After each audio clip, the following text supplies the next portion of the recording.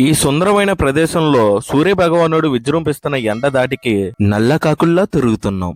నాకిక్కడ బాగా నచ్చింది ఏంటంటే, పేరు కొండైనప్పటికీ పైకొచ్చిన తర్వాత కొండ పైన ఉన్నాననే ఉద్దేశం అయితే నాకు అనిపించట్లేదు. ఒక విషయం చెప్పాలి, ఇక్కడ పాండవులు నివసించేవారు, ఇక్కడ తపస్సు చేసుకునే వాళ్ళు, ఆ కథ కల్పితమో ఏమో నాకు తెలియదు గానీ ప్రశాంతతకి మారు పేరంటే బౌద్ధ మతం అండి. సో బౌద్ధ మత సన్యాసులు అయితే ఇక్కడ నివసించేవారంట. పూర్వం వాళ్ళు ఎక్కువగా ఇక్కడ తపస్సు చేసుకునేవారని, వాళ్ళు నిర్మించుకున్నటువంటి కట్టడాలు ఇప్పుడు ఇలా అయితే శిథిలమైపోయి ఉన్నాయి. ఎంత అద్భుతంగా నిర్మించుకున్నారో చూడండి. పేరుకు కొండ అయినప్పటికీ పైకి వచ్చిన తర్వాత కొండ మీద ఉన్నాననే ఫీలింగ్ అయితే నాకు కలగలేదు. చివరికి వచ్చి చూస్తే గానీ నాకు అర్థం కాలేదు కొండ మీద ఉన్నానని. సో అంత అద్భుతంగా నిర్మించుకున్నారు. సో అంత అద్భుతంగా అయితే ఉంది. అప్పుడు ఇంకా బాగుండేదేమో.